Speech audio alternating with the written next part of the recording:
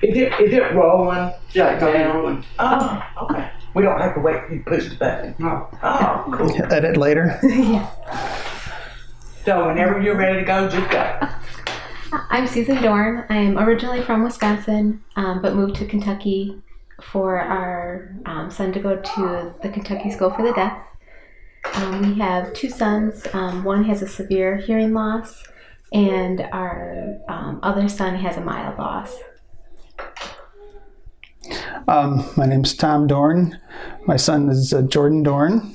We moved from Wisconsin to come down to Kentucky to the school, KSD.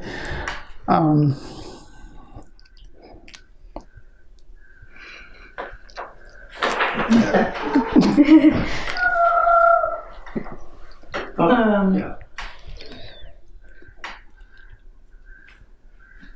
This is a multi-part question, but we can.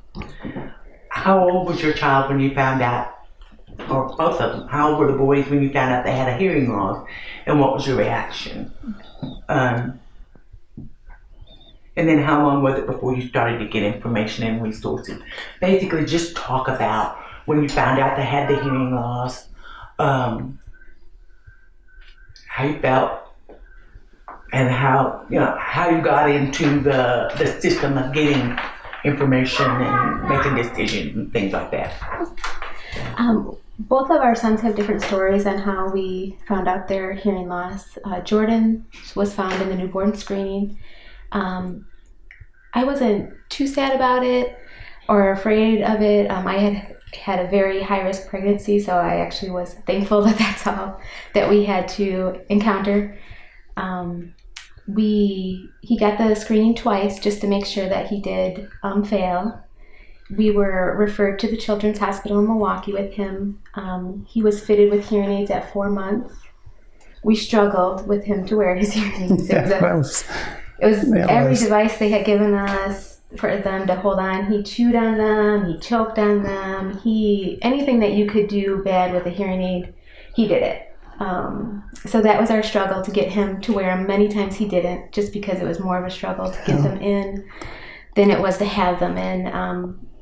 Probably not the best decision that we made when he was younger. It delayed him a little bit, but it was a struggle for us to do that. We would go to audiologists and they'd be like, this would work, and they'd put a device in there and he'd throw it across the room before we got out. So we did try. It was a struggle for us to get him. We were told when he was born it was a mild loss. We were told that it wasn't genetic. He did have genetic testing and it came back not being genetic. We did not, at the time we had services in Wisconsin, but we actually lived in Illinois. There weren't services that we qualified for him for speech. They actually first gave us that he needed to have physical therapy, not speech therapy, even though he was diagnosed with a hearing loss. That's the reason we moved to Wisconsin, because I'm from Wisconsin and I knew they had programs, and the Birth of 3 program was a good program. And we did not teach sign at first for him. That came later. Our second son, Brandon, passed his newborn screening test. Since we had already known, or at that time thought, that it wasn't genetic, we weren't too worried about it. My pregnancy wasn't as bad with him.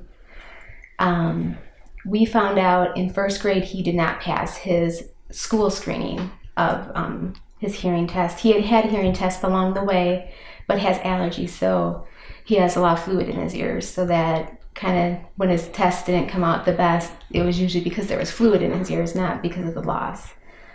Once Brandon was diagnosed with a hearing loss, we went back to get genetic testing. It still came up as that they were not genetic.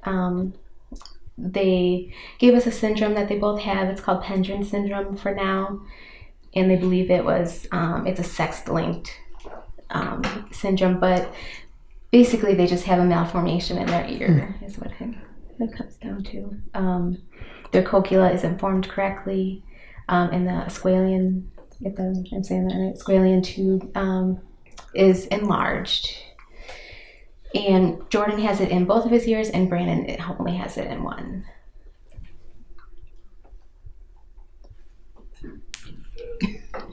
And really what to expect when Jordan was born. I didn't know what to expect. But like Susan said, the services we went to provided what we needed to progress forward.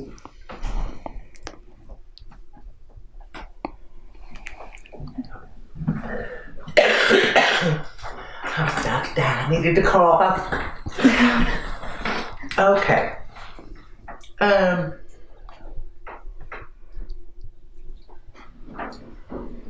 When you first got the diagnosis, did anybody talk to you about language or communication options? I mean, and when for both of the boys? I mean, did you go forever, or did somebody tell you right away, or did you feel like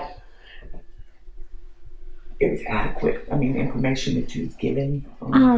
We were told, I would say, about a month after we went up to Children's Hospital. Right away in the hospital, they gave us information to go to the Children's Hospital. They didn't really give us any information on what we should do at that time. Probably about a month later, we made an appointment to go see an audiologist and an ENT at the Children's Hospital in Milwaukee. At that time, they gave us a binder full of resources that we could contact, which basically has the same resources I think that Kentucky has here. We were told that we wouldn't need to know sign, and I don't know if that was a good or bad thing. At the time, we didn't know sign. It would have been easier to learn at that time, I will say. Yeah, it would have been. Just because we had more time on our hands to do that.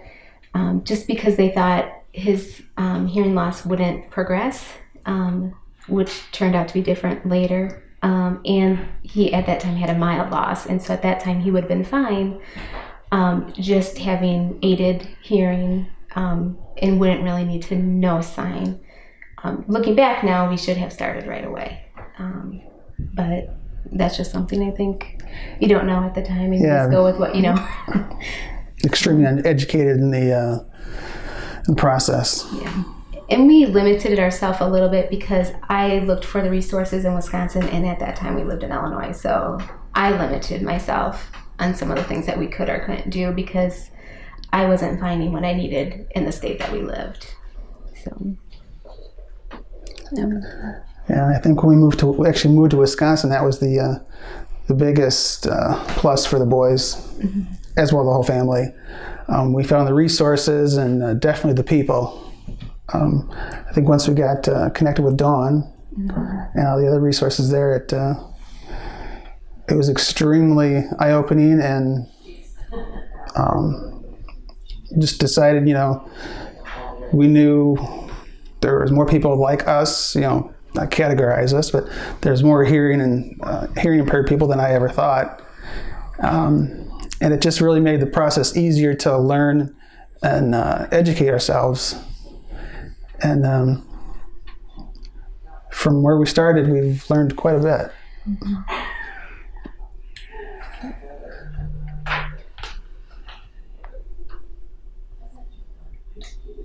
I know this is kind of similar to some of what you just said, but do you feel like that you were given adequate, unbiased information to make fully informed choices? And was there one person in particular that was most helpful to you, or not necessarily exactly who that person was, but was there an organization or something that was more beneficial to you? At first, in the beginning, I would say 3 years of Jordan's life, I would say it was a little biased, the information that we were given. Yeah.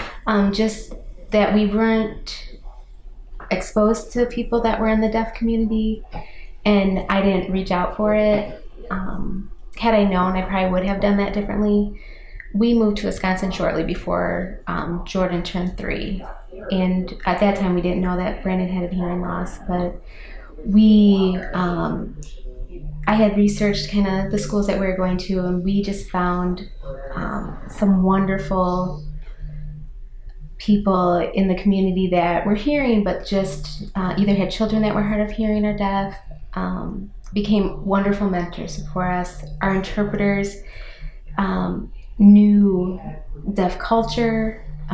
They supported us when we weren't doing things right. They weren't afraid to tell us that Yes, they we were. weren't doing things right, which you need that. Yes. You need people to tell you when you're not doing things right. And we kind of just built our community. I think when you have kids with special needs, you need to build your own community of people that are in your back pocket. And we were able to do that when we moved. I started doing things with the deaf community. I started learning sign language. I'm still not that good at it, but and especially because we moved, some signs have changed, which catch me up a little bit. But we just had great professionals. We got involved with the Birth to 3 program, which is very similar to Kentucky's. The Deaf Mentor Program, Hands and Voices. We kind of just fully jumped in once we were aware of it. I guess I wish, the advice I could give parents of newly diagnosed children is get immersed in both cultures. Be with the deaf culture, be with the hearing culture. It's only going to make your child better, and give you resources how they can survive in both of those cultures. We're a little behind on it, but I definitely know that it benefited all of us once we did that. Yeah, it did. And we just had, the reason we moved, one of our son's interpreters, she is an advocate for the deaf. She has 2 hard of hearing children and a deaf child. They're very successful too. Yeah, they're both, all of them are very, very successful, and she noticed that he needed more and that it wasn't going to be something he could get for being mainstreamed, and pushed us in the right direction. So it's made 100% change in his life. And we were close enough to where she could say, you guys have to leave because he's not going to get what he needs here. You have to move. So she was that close to us in basically an unfiltered way of saying leave, because he needs something more than what we can provide. And that was pretty much, we left. Yeah, and it's not just educational, it was socially for him too, very much socially, I think was a main point. So it wasn't that the educators weren't doing their job, they were. It's just, you can't ask a teacher to know every disability. You can't, they do so much, you can't ask them to specialize in things that they're not aware of. So. And when Jordan came to KSD here in Kentucky, he just flourished like night and day. Within the first week of enrolling in a deaf school, he was just a different kid.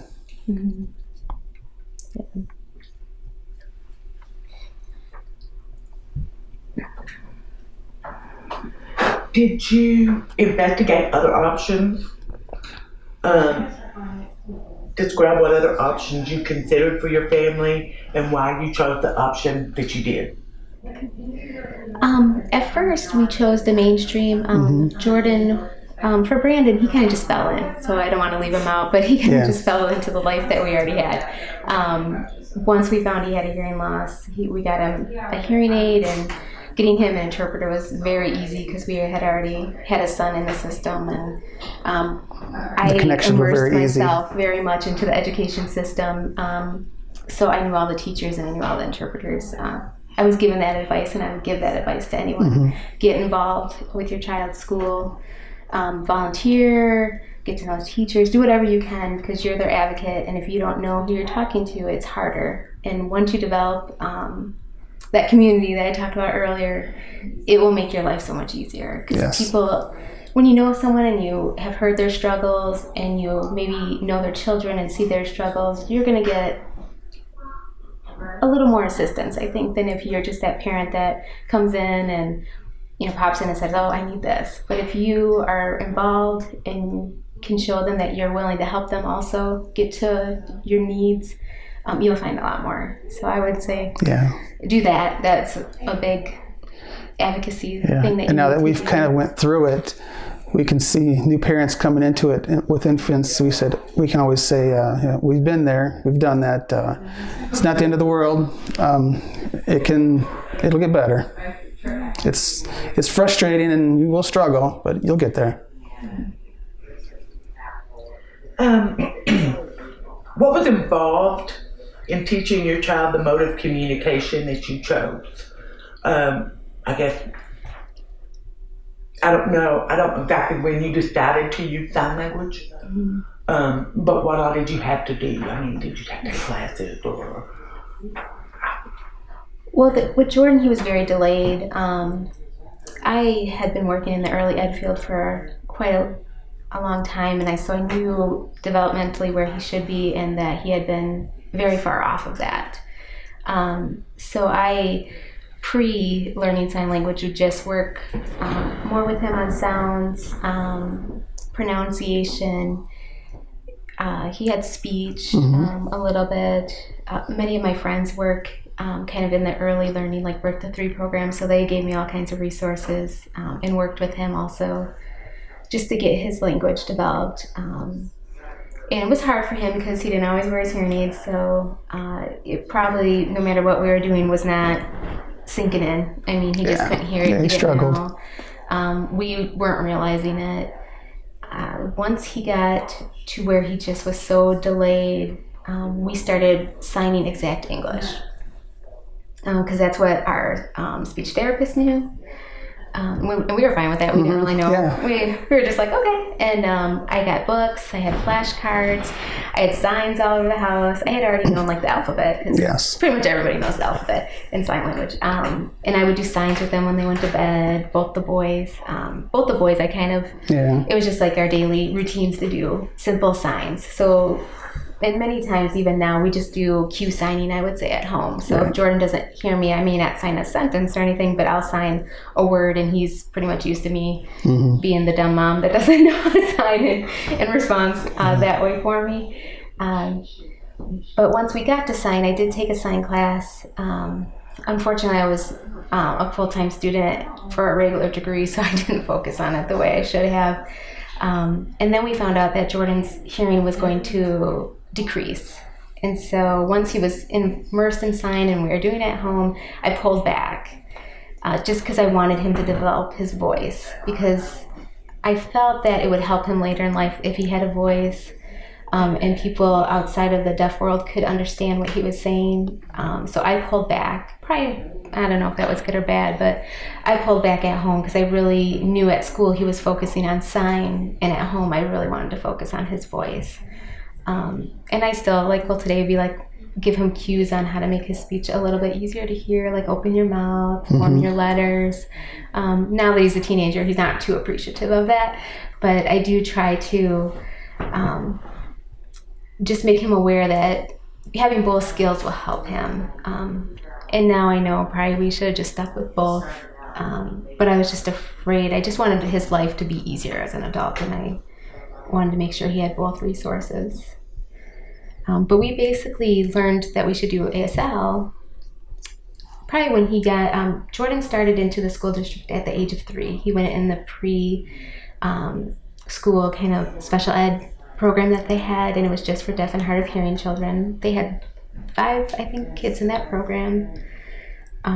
And so then they were like, oh, you need to know ASL. And the whole time we had been doing English. So then we kind of switched gears on him. But he was little. So when they're small, they learn so fast. Yeah. And they pick it up, and they don't care that they have to relearn it, or he didn't seem to care. And his interpreters were awesome. So they made it so fun for him. They were just the funnest group of people that he could ever have worked with. His DHH teacher was awesome. They then gave us a parent class on ASL when we went to that, because they stressed to us the importance that we needed to know ASL. Yep. And I thanked them for that. We needed that guidance that they gave us. And so we've just, off and on, I take ASL classes. I'm still not that good. I wish I'd pick it up better than I do. I think if you're under 6, I can sign great. If you're over 6 or a deaf adult, I'm bad. Yeah, me too. I can do that too.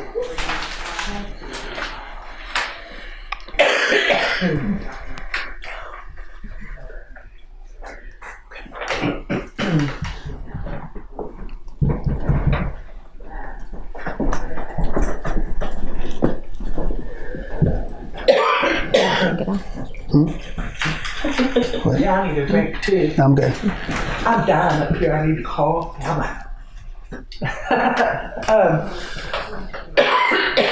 The next question is, and I think you've already answered it, and if y'all don't care, give me feedback too if I missed something.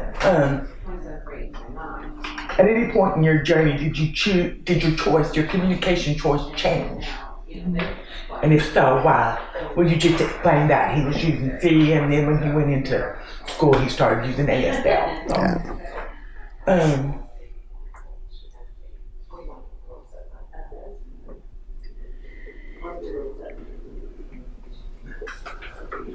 looking back and on what you know now, do you see things that you would change, or do you feel like you would keep things the same way? Or, I mean, there's no right or wrong answer. I mean, That's a good question. It changes for everybody. But if you could redo everything, should we do it the same or change something up? I think what I would do differently, I think I was a little timid in the beginning on... I don't know how. I may need you to kind of repeat the question. If I was given the opportunity to do this all over again, just so, because they're not hearing. He'll cut out me talking. Oh, okay. You will cut out me talking, right? Yeah. Yeah. So I just told her she needs to repeat the question so that the people that are listening Just kind of say, going back, I would say. Okay. Yeah. If there was anything I could change that we had done while Jordan was an infant, I would go back and I would have been maybe stronger in pushing that he needed speech in the beginning instead of getting him evaluated, getting the result that I didn't want or thought he needed. And I don't want to say I gave up, but I didn't pursue it. I would change that 100%. I would have started him in speech when he got his 4-month evaluation. I would have started it then, looking back. I would have had him start ASL if I would have known right at that point.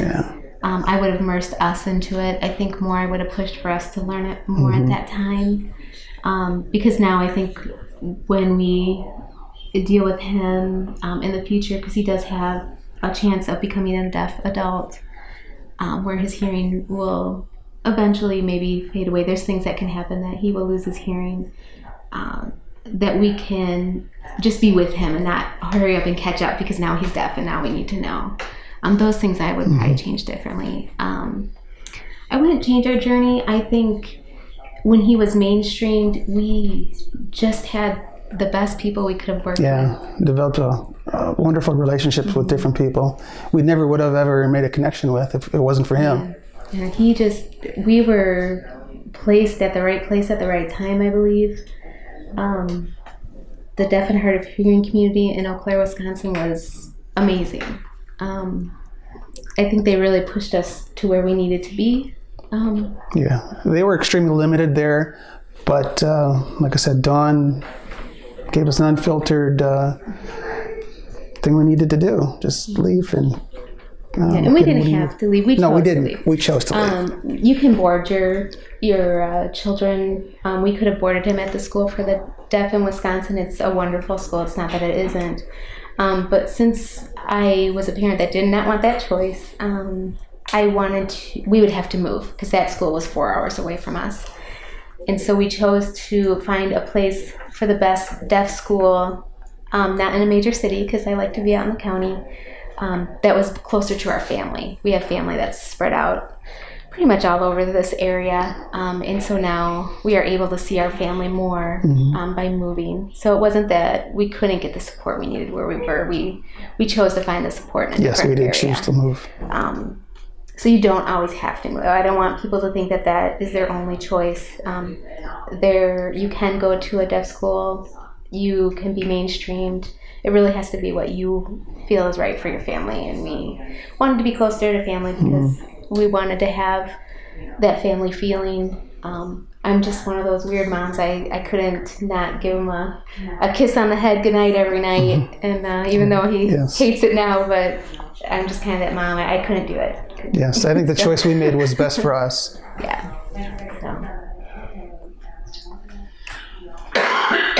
And this is a great time for you guys to say something along the lines of how your sons are different. Oh, yeah. You know, their hearing loss is different and their communication needs are different. But it works for them, it works well, they work well together, you know.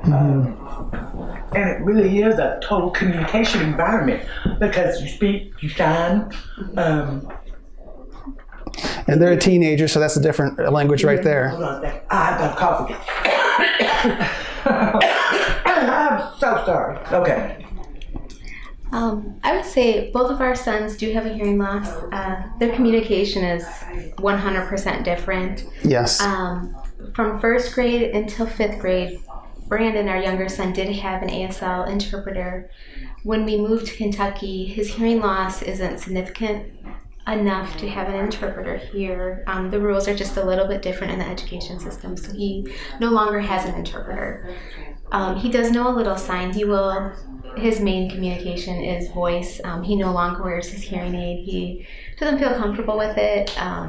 I've let him have that choice until I notice he declines in his education. So if teachers notice or if he notices that he's missing things, I'll probably require him to put it in again and use it. But right now he's doing fine. He knows a few signs, so he will sign to his brother if Jordan likes to listen to music. So on top of being hard of hearing, he has his earbuds in, which we all can hear.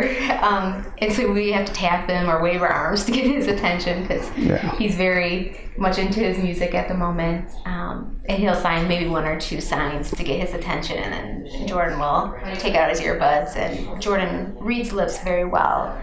So when he doesn't have his aids in, he does look to your face to read your lips. At home, we kind of cue sign, I call it. I'll just kind of sign things if he's not understanding what I'm saying.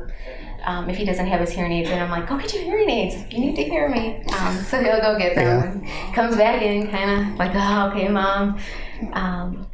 But most of the time, it's verbal language in our home. And our whole family pretty much is verbal. We do, I'm fortunate enough to have an uncle that's hard of hearing. Yes. And my aunt and uncle know sign and sign with him. I can tell the difference. He just lights up when he knows people. At first, he thought it was his own language. When he was younger, he thought, like, when he was out in the community, people that were signing, he would kind of look at him. And I'm like, how do they know my language? Yeah, he's like, because what? He was What is so that? immersed in I think just having verbal communication that when he saw people signing, he'd get this look in his face like, why do they know my language?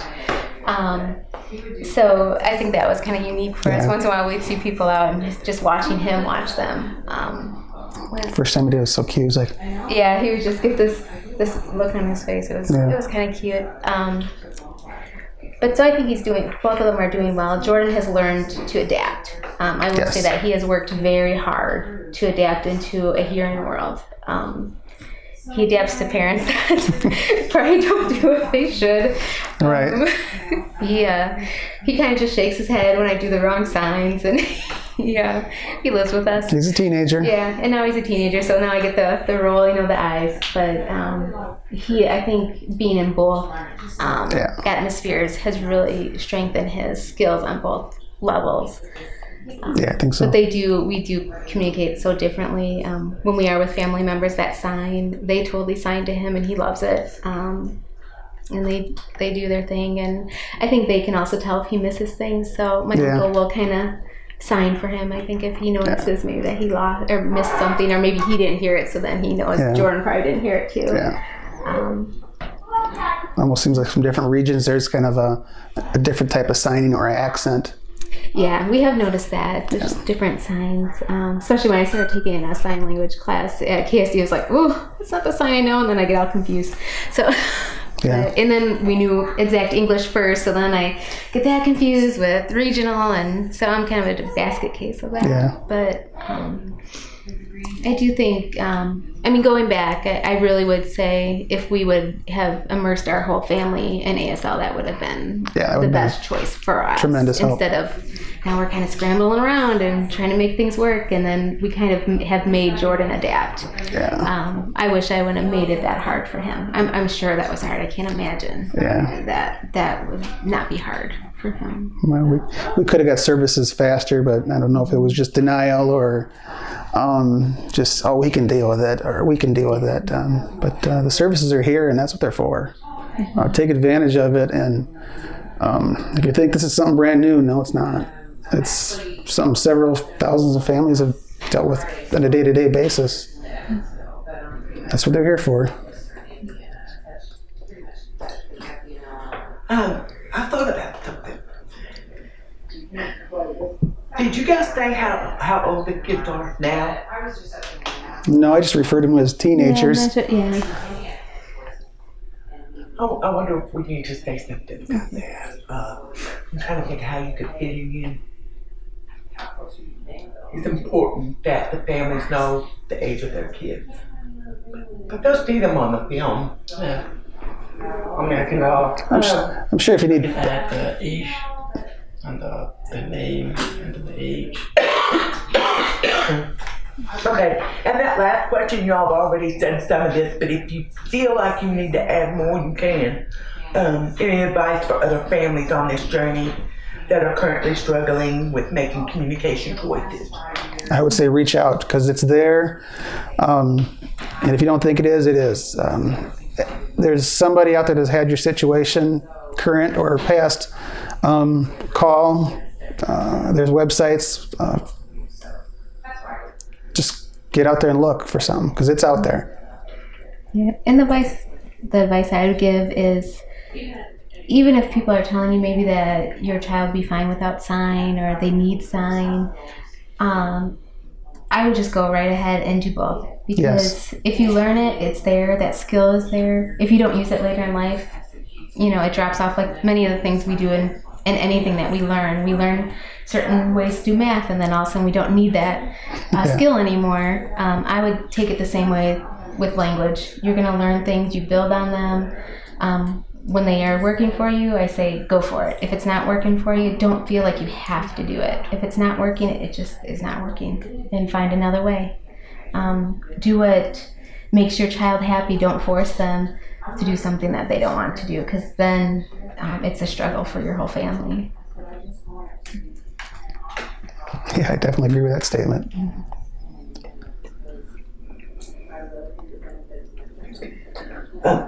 Anything else y'all want to throw out? I open the floor to you if you want to throw out anything.